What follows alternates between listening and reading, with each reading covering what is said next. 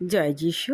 পিতা পুত্র পবিত্র আত্মাকে ধন্যবাদ দিয়ে জীবন্ত ঈশ্বরের জীবন্ত বাক্য মাথায় নিয়ে প্রিয় ভাই বোন তোমাদের কাছে এসেছি। তাই পিতা পুত্র পবিত্র আত্মাকে ধন্যবাদ দিই আর তোমাদের জয় যিশু জানাই। আমি জীবন্ত ঈশ্বরের অনন্ত বাক্য বলবো, জীবন্ত বাক্য বলবো মার্ক 7:14-23 পদে। যিশু লোকদের উদ্দেশ্য করে বললেন, আমি যা বলছি তোমরা শোনো, বুঝতে চেষ্টা করো।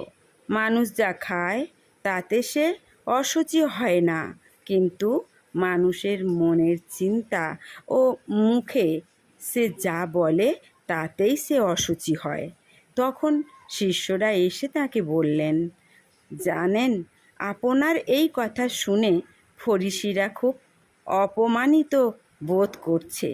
যিশু বললেন, আমার স্বর্গের পিতা ঈশ্বর যে চারাগুলি লাগাননি সেগুলি উবড়ে ফেলা হবে, তাই ওদের কথা বাদ দাও। নিজেরা অন্ধ হয়ে অন্ধকে পথ দেখাচ্ছে। দেখো, অন্ধ যদি অন্ধকে পথ দেখাতে যায় তবে দুইজনেই গর্তে পড়বে। তখন পিতর যিশুকে বললেন, প্রভু, এই দৃষ্টান্তটির অর্থ আমাদের বুঝিয়ে দিন।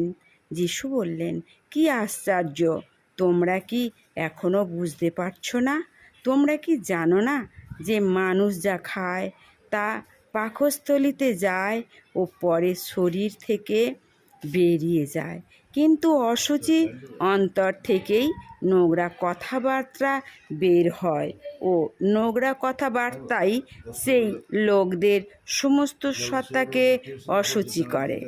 সমস্ত কুচিন্তা, নরহত্যা করা, ব্যভিচারের লালসা, লাম্পট্য, চুরি করা, মিথ্যা সাক্ষ্য দেয়া ও অপবাদ রটানোর মতলব, এই মন্দ বিষয়গুলি মানুষের অন্তর থেকেই বের হয়।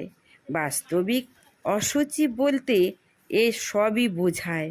আনুষ্ঠানিকভাবে হাত না ধুয়ে খেলে মানুষ আত্মিকভাবে অশুচি হয় না। এরপরে যিশু সেই জায়গা ছেড়ে 50 মাইল দূরে সোর ও সিদন অঞ্চলে চলে গেলেন। জয় যিশু। তোমরা ভালো থেকো, সুস্থ থেকো, সুন্দর থেকো আর সাবস্ক্রাইব, কমেন্ট, শেয়ার করে পাশে থেকো।